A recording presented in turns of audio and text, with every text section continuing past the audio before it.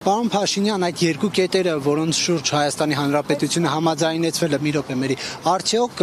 ԵՄ դիտորդներին սահմանից հեռացնելուն եւ միջազգային հայցերը հետ կանչելուն են վերաբերում, թե ոչ, եթե ոչ, ապա կխնդրեմ ասեք երկու կետերը, որ համաձայնեցվեցին, դրանք որոնք են, եւ եթե իմ նշած այդ դիտորդներին եւ միջազգային հայցերին են վերաբերում, կխնդրեմ հստակեցնել խաղաղության պայմանագիրը ստորագրելուց հետո են հայցերը հետ կանչվելու, թե մինչ ստորագրելը եւ դիտորդների մասով մինչ ստորագրելն են դուրս գալու, թե ստորագրելուց հետո։ Նախ արձանագրենք հետևյալը, որ իհարկե դրույթները վերաբերվում են խաղաղության համաձայնագիրը ուժի մեջ մտնելուց հետոին, չնայած ընդհանուր տրամաբանությունն այն է, որ նաև մենք հիմա պետք է այդ հարցերով որոշ նյուանսների հետ կապված էլ քննարկումներ ունենանք։ Երկու հոդվածներից մեկը վերաբերվում էր, որը ես նախորդ անգամ մեր զրույցում ասացի, մեկը վերաբերում էր սահմանի երկայնքով երրորդ երկրների ուժեր չտեղակայելու վերաբերյալ հարցին, մյուսը դրաններից փոխադարձաբար հայցերը ետ վերադարձնելու եւ միմյանց նկատմամբ գործողություններ չիրականացնելու այդ դրույթներին էր վերաբերվում։ Ես ուզում եմ ձեզ նաև պատմել մեր որոշումների կայացման մեխանիկայի մասին, որովհետև այդ երկու դրույթների վերաբերյալ, ինչպես հիշում եք, արդեն բավականին երկար ժամանակ մենք ենք առաջարկանում, իրենք են առաջարկանում, մենք ենք առաջարկանում, իրենք են առաջարկանում, եւ ըստ էության այդ դրույթներն էլ որոշակի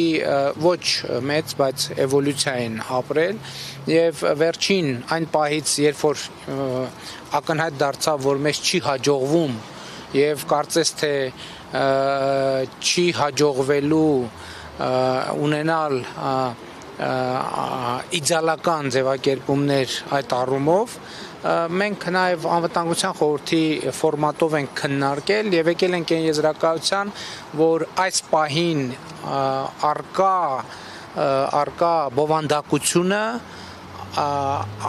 կարող է համարվել այն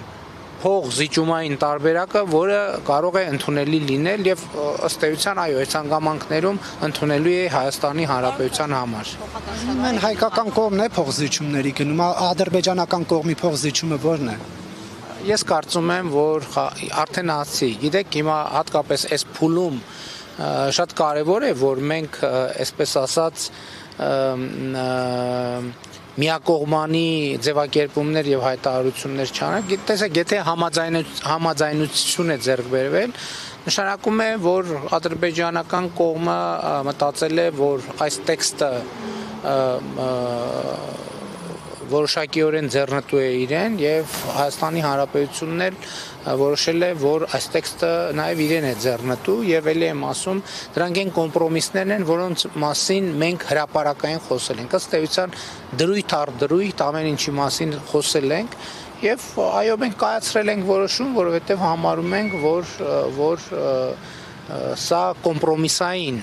տեքստ է, ինչպիսին եւ կարող է լինել խաղաղության համաձայնագիրը։ Գիտեք, այլ ժանր, այլ բանաձև խաղաղության համաձայնագիրը չի նախատեսում։ Իսկ ես ուղղակի չեմ ուզում արձագանքել, առավել եւս ավարտված է բանակցությունները, հիմա